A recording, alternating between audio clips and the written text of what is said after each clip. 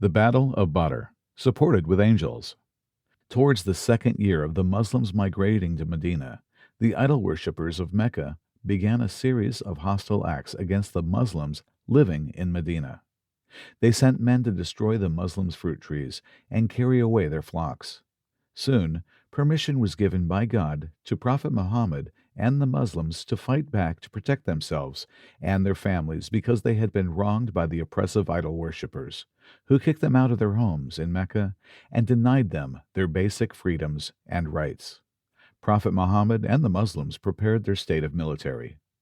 A force of about 1,300 men of Mecca's idol worshippers marched under their leader, Abu Jahl, the great enemy of Islam, towards Medina, and the Muslims to attack them.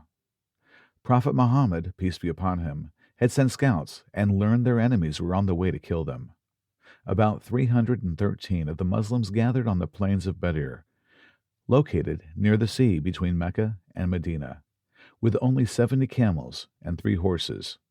They had their men ride in turns since they did not have enough camels. The battle is known as the Battle of Badr because it occurred in the valley of Badr. The two armies met in the month of Ramadan. Prophet Muhammad, peace be upon him, spent the whole night in prayer and supplication to God, the most merciful, that his small Muslim army would not be destroyed. As the two armies met in the valley of Badr, Allah, the Glorious, supported the Muslims with 1,000 angels that came down to fight alongside them. With the help of the angels that God sent down, the Muslims were able to defeat the idol worshippers. The battle ended with the idol worshippers of Mecca fleeing back to Mecca with a great loss. Several of their chiefs and leaders were killed, including Abu Jahl. 70 of the idol worshippers of Mecca were killed, while only 15 Muslims died as martyrs. The idol worshippers also had 70 of their people taken as prisoners of war, who remained in the hands of the Muslims. They were treated with great humanity, as Prophet Muhammad had strict orders to treat the prisoners of war with kindness, even though they had tried to kill them. At this time, it was unheard of to treat prisoners of war this way. The Muslims would have the prisoners of war ride the animals while they would walk. The Muslims would also share their food with the prisoners of war, even though they had little of it.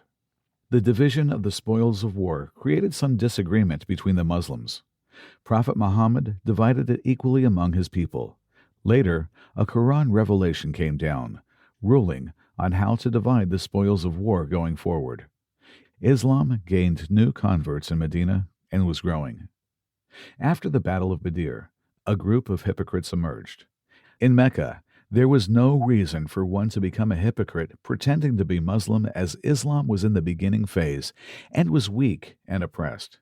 Only a sincere and genuine person would convert to Islam. But later, when the Muslims migrated to Medina and Islam started to grow in number and power, one that would not declare himself a Muslim would remain on the fringe of society and become amongst the few.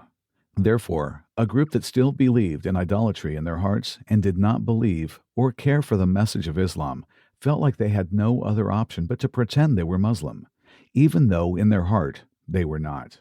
Some pretended to become Muslim for political and economic gains. The hypocrites had a hatred for Prophet Muhammad and Islam because they were leaders of the city of Yathrib and had to give up leaders when Prophet Muhammad and Islam emerged in their city.